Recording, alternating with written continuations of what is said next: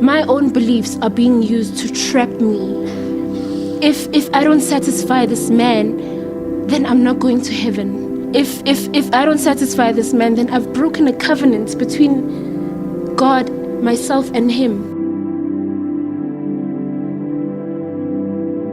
Apparently, the pastor tried twice to molest the victim but failed. He only succeeded the third time. Last month, a pastor in Port Harcourt was accused of impregnating 11 of his members. When will it end? We need to use certain persons as a deterrent so that pastor-congregant relationship is supposed to be a person of authority. People, they don't want the prophet around the community. So that is why this is happening. There are a lot of people who are mobilizing and they are speaking lies. You know, the Bible says that there will be blasphemers who are going to blaspheme men of God.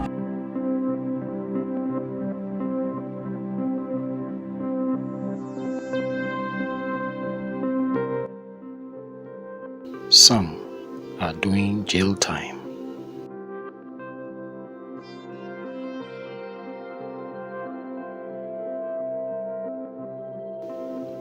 Some are still on trial. Port Elizabeth High Court. Omotoso has been in custody since his arrest at the Port Elizabeth Airport in April 2017, while Solani and Sito are out on bail. The trio face 97 charges, including human trafficking, rape, and racketeering.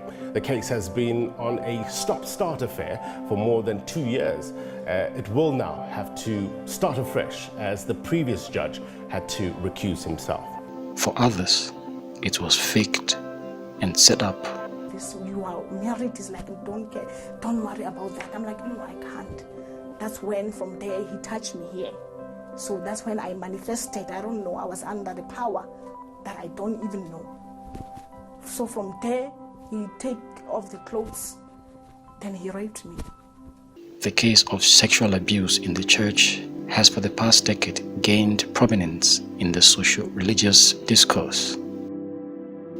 Hardly does a day passes by without stories filling up front pages of newspapers and online about sexual abuse by the men in cloth.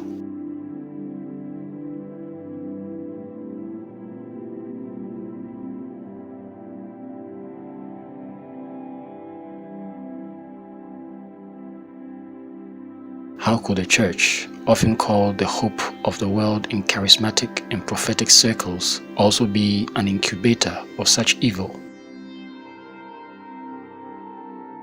Some churches have adopted policies that identify sexual relations between the clergy and the congregant as a subject of misconduct to discipline. Sensitive to such type of issues because I strongly, as a person, stand against gender-based violences. I have issued a document in my church that has gone to all branches across the world against gender-based violence, including rape. And I'm very sensitive to such type of issues. Some of the cases that have surfaced are nothing short of disenchantment and nonchalance towards the faith. Waiting in anticipation on the outcome of the court case, these members of the prophetic ministry support their pastor. Apparently, the pastor tried twice to molest the victim but failed.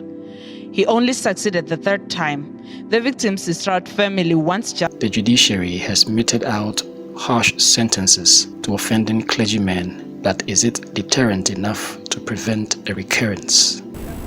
What is important at this juncture is that justice has been served.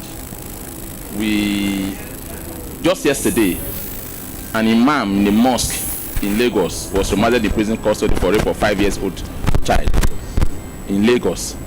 It is a continuous. Last month, a pastor in Port Harcourt was accused of impregnating 11 of his members. When will it end? We need to use certain persons as a deterrent so that pastor-congregant relationship is supposed to be a person of authority, a fiduciary relationship of trust. Why do you abuse it for a transient moment of enthusiasm that takes no man nowhere? Interestingly, the church has jumped to the defense of these men of God who have been accused of perpetrating the crime. I'm here to stand by our pastor's side. until justice serves its course. People, they don't want the prophet around the community. So that is why this is happening. There are a lot of people who are mobilizing and they are speaking lies. You know, the Bible says that there will be blasphemers who are going to blaspheme men of God. Some congregants would have none of that, but take the law into their own hands.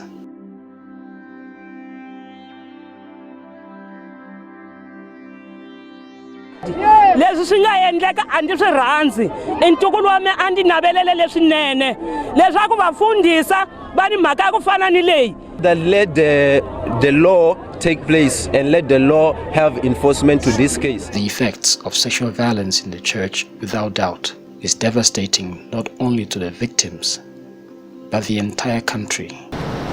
As if nothing happened last year. As if I didn't have to spend time away from my family to keep myself alive and to keep them alive. As if I haven't lost enough weight and sleep from all the stress that I've endured. I'm not gonna lie and say I feel strong all the time, or that I feel ready all the time. You know, I am a human being and I am feeling the pressure of this whole process most days. And I have to bring myself towards myself. You know, I get panic attacks. But it has to be done at the end of the day. I'm having nightmares until I'm all grown up and I'm angry at people, especially men. And I can't even stay in a relationship because I feel like this is a monster. I'm in class, and even if a male lecturer is here, I'm feeling, oh my God, what's gonna happen? Every time I want to panda a matatu, I have to count the number of men in the matatu before I enter. That's when I realized this thing is really bad. It has affected me real good. So I was angry, I was pissed off, I was bitter, and it got to a place of me wanting to revenge on men. And I wanted to make sure that every man I encounter felt used the same way I had felt used. I wanted them to feel the same way and be in my shoes. And so that ended up making me feel more empty than even fulfilled. Wherever people are given power, they have the opportunity to abuse it to a high extent. It is clear that religious leaders are no exceptions. In addition to religious leaders' responsibility to handle the power given in many ways to protect rather than harm, it is also the responsibility of the community